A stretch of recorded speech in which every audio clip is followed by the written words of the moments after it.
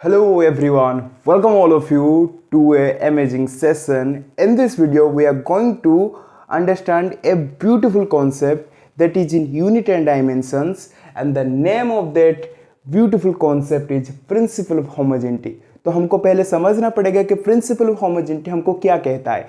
सो पहले हम उसका डेफिनेशन देखते हैं. द डेफिनेशन कहता है this principle states that the dimension of all the terms in a physical expression should be zero.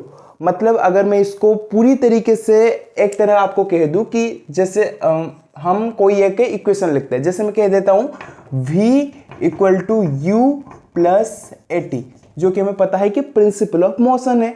तो ये कह रहा है कि जो v का वैल्यू जो होगा u का वैल्यू भी वही होगा और ए टी का वैल्यू भी वही होगा. मतलब वो कह रहा है कि जो इसके अंदर जो प्लस है उसका कोई भी यहाँ पर नामो निशान नहीं है. अगर मैं इसको कह दूं कि जो प्लस आइकन का जो लेफ्ट हैंड साइड है उसका वैल्यू जो होगा उसके राइट हैंड साइड में उसका वैल्यू वही होगा. एंड अगर मैं यहाँ पर बोलूँ जो यहाँ पर मैं लिखा हूँ कोई इक्वेट किया हूँ, जैसे v इक्वल टू यू यहाँ पर लिखा हूँ, तो v का वैल्यू जो होगा y u का वैल्यू भी वही होगा. इसी को हमें कहता है कि प्रिंसिपल होमोजेनिटी हमें यही कहता है. अगर मैं इसको डिफाइन करूं कि v equal to u plus a t है, समझ रहे हो, तो v हमको पता है वेलोसिटी, तो वेलोसिटी का हमको पता है डायमेंशन क्या होता है L1 t माइनस 1.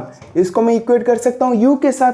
u भी क्या है, u भी है इनिशियल वेलोसिटी जिसका डायमेंशन है L1 t माइनस 1.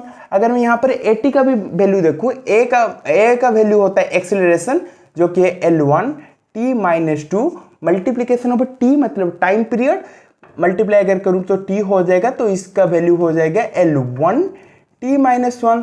तो जिससे हमको पता चलता है कि v का वैल्यू जो होगा u का वैल्यू वही होगा एंड ए टी का वैल्यू भी वही होगा. अगर मैं इसके ऊपर एक प्रॉब्लम आपको दिखाता हूं, जैसे यहां पर लिखा है कि an equation is given as a p plus a divide by v square equal to b theta by b. यही हमको बोल रहा है कि ये इक्वेशन है जहां पर हमको बोल रहा है कि p का वैल्यू है प्रेशर और उसके बाद कह रहा है कि v है वॉल्यूम एंड थीटा है एब्सोल्यूट टेम्परेचर. तो अभी कह रहा है कि a और यहाँ पर जो b है ये क्या है, ये कॉन्स्टेंट है. तो अभी हमको पूछ रहा है कि the dimension of A will be, मतलब दो अननोन क्वांटिटी है यहाँ पर ए एंड बी, नहीं तो बाकी जो भी है वो नॉन क्वांटिटी है. तो हमको क्या करना पड़ेगा, इसको इक्वेट करके हम इससे आसानी से बाहर कर सकते हैं. तो मैं यहाँ पर दिखा रहा हूँ कि हमको गिवन है कि p plus a divided by v square equal to b theta by v. तो हमें क्या करना है, प्रिंसिपल ऑफ होमोजेनिटी डालना है according to POH, according to POH, according to principle of homogeneity. हमको क्या मालूम पड़ता है कि मैं इसको किसके साथ इक्वेट करूंगा, P, मैं इसको लिख सकता हूं according to principle of homogeneity P equal to a divided by v square. Principle of homogeneity हमको क्या कहता है, अगर यहाँ पर मैं ये एक इक्वेशन है, ये कंप्लीटली एक इक्वेशन है, मुझे कहता है कि प्लस आइकन के लेफ्ट हैंड साइड में जो वैल्यू होगा उसके राइट हैंड साइड भी वही वैल्यू होगा. बी थीटा बी का वैल्यू जो होगा उसका मतलब जो इक्वेट किया गया है इसका लेफ्ट हैंड साइड में वैल्यू जो होगा राइट हैंड वैल्यू भी वही होगा. मतलब हमको इक्वेट करना है. तो मैं यहाँ पर इक्वेट कर सकता हूँ p equal to a divide by v square. तो अगर मैं देखता हूँ p equal to a v square, हमें a का वैल्यू निकालना है.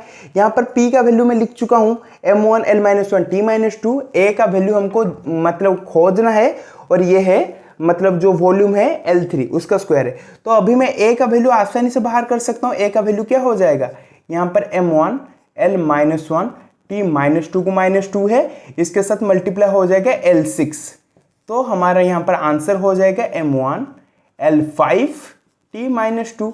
हम आसानी से a का वैल्यू निकाल सकते हैं. सो यही था एक ब्यूटीफुल कॉन्सेप्ट जो प्रिंसिपल ऑफ होमोजेनिटी, और उसके ऊपर भी हम एक आसानी सा एक क्वेश्चन भी कर चुके हैं. अगर आपको वीडियो अच्छा लगा है तो सब लोगों को शेयर कर दो, और आगे ही ऐसे एक्साइटिंग वीडियोज़ के लिए प्लीज़ सब्सक्राइब दिस चैनल और कमेंट में बताना क्या क्या हम सुधार कर सकते हैं. So thank you.